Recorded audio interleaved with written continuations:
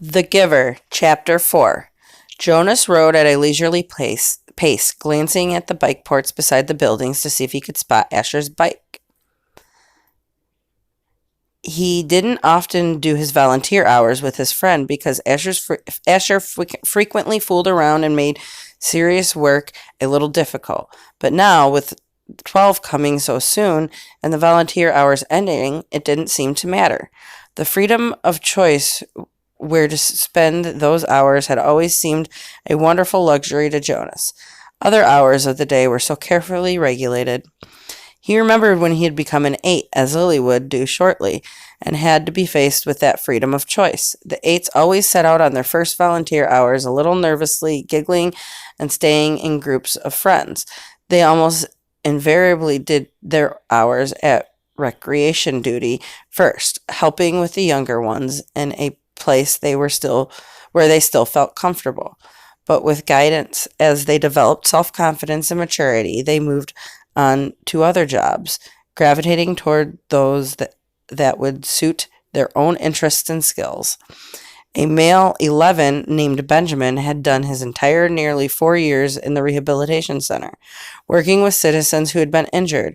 It was rumored that he was as skilled now as the rehabilitation directors themselves, and that he had even developed some machines and methods to hasten rehabilitation. There was no doubt that Benjamin would receive his assignment to that field and would probably be permitted to bypass most of his training. Jonas was impressed by the things Benjamin had achieved. He knew him, of course, since they had always been group mates, but they had never talked about the boy's accomplishments because such a conversation would have been awkward for Benjamin. There was never any comfortable way to mention or discuss one's success without breaking the rule against bragging, even if one didn't mean to. It was a minor rule, rather like rudeness punishable only by gentle chastisement. But still, better to steer clear of an occasion governed by a rule which would be so easy to break. The area of dwellings behind him, Jonas rode past the community structures, hoping to spot Asher's bicycle. He passed the child care center where Lily stayed after school and the playground areas surrounding it. He rode through the central plaza and the large auditorium where public meetings were held. Jonas slowed and looked at the name tags on the bicycles lined up outside the nurturing center.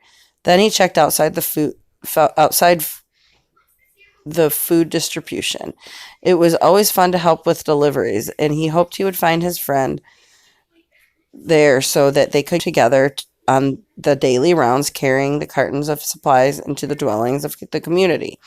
But he finally found Asher's bicycle leaning, as usual, instead of upright in its port as it should be, at the house of the old. There was only one other child's bicycle there, that of a female 11 named Fiona.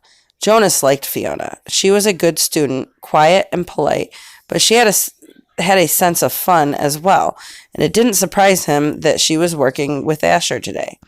He parked his bicycle neatly in the port beside theirs and entered the building.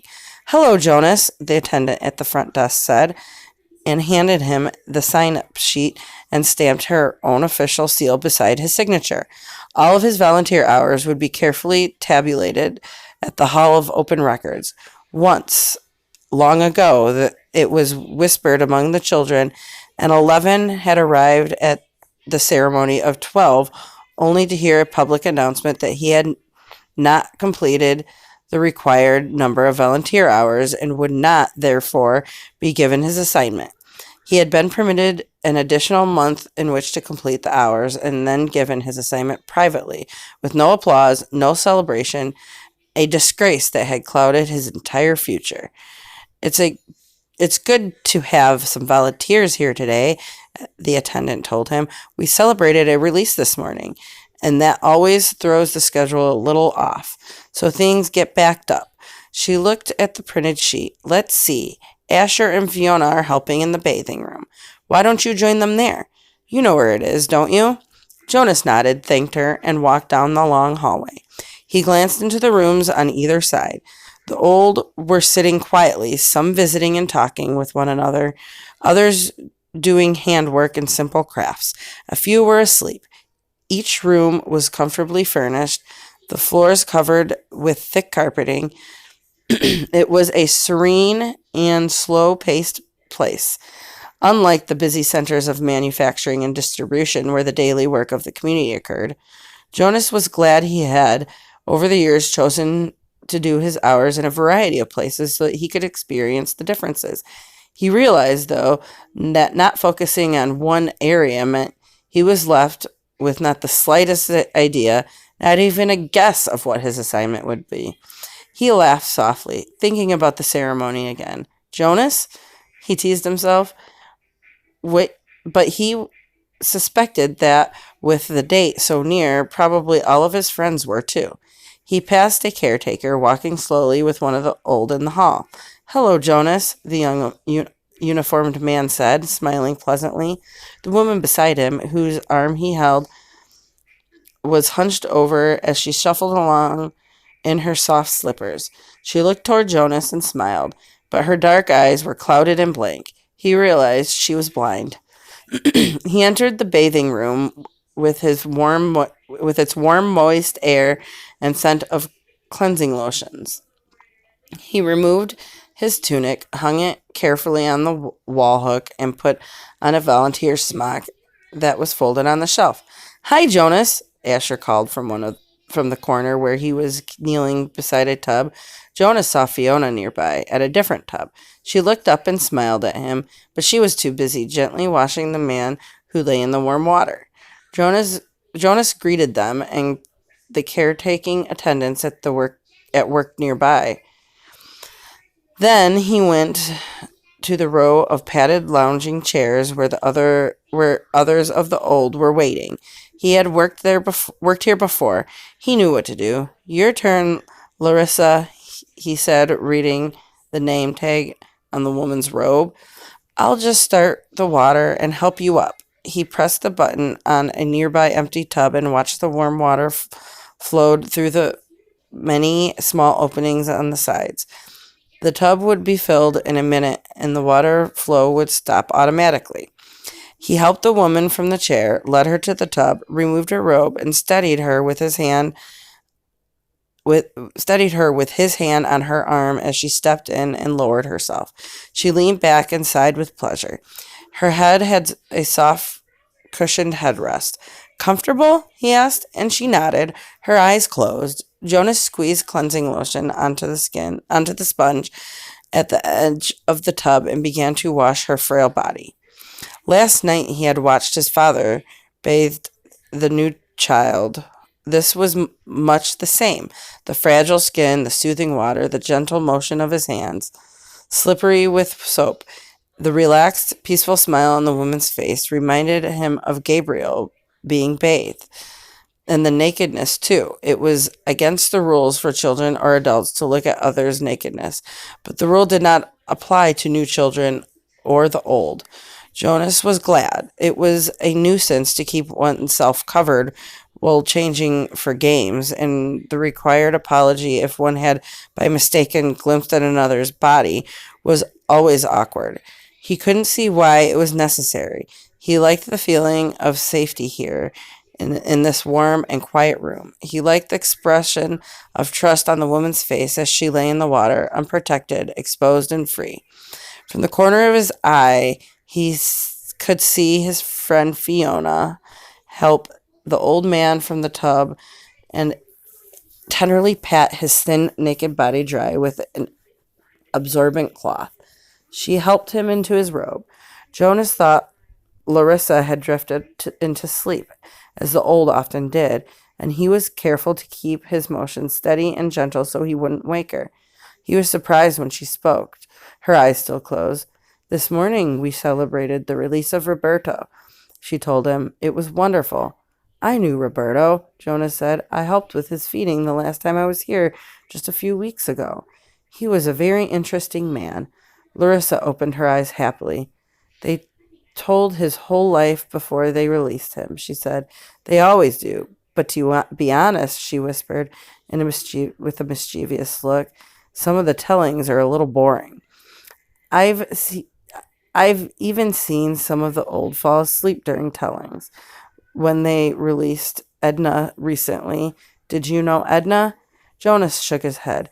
He couldn't recall anyone named Edna.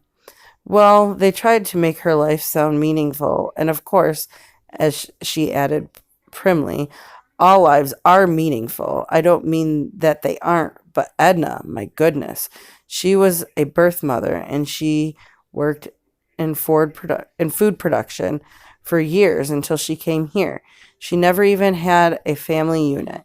Larissa lifted her head and looked around to make sure no one else was listening. Then she confided, I don't think Edna was very smart. Jonas laughed. He rinsed her left arm, laid it back into the water, and began to wash her feet. She murmured with pleasure as he massaged her feet with the sponge. But Roberto's life was wonderful, Larissa went on. After a moment, he had been an instructor of 11s.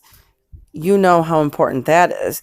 And he'd be on the planning committee. And goodness, I don't know how he found the time. He also raised two very successful children. And he was also the one who did the landscaping design for the Central Plaza. He didn't do the actual labor, of course. Now you're back. Lean forward and I'll help you sit up. Jonas put his arm around her and supported her as she sat. He squeezed a sponge against her back and began to rub her sharp-boned shoulders. Tell me about the celebration. Well, there was the telling of his life. That is always first. Then a toast. We all raised our glasses and cheered. We chanted the anthem. He made a lovely goodbye speech, and several of us made little speeches wishing him well. I didn't, though. I never been fond of public speaking. He was thrilled. You should have seen the look on his face when they let him go. Jonas slowed the strokes of his hand on her back thoughtfully. Larissa, he asked, what happens when they make the actual release? Where exactly did Roberto go? She lifted her bare wet shoulders in a small shrug. I don't know. I don't think anybody does, except the committee. He just bowed to all of us and then walked, like they all do, through their special door in the releasing room. But you should have seen the look. Pure happiness, I'd call it. Jonas grinned. I wish I'd been there to see it. Larissa frowned. I don't know why they don't let children come. Not enough room, I guess. They should enlarge the releasing room. We'll have to suggest that to the committee. Maybe they'd study it. Jonas said shyly, and Larissa halted with laughter. Right, she hooted, and Jonas helped her from the tub.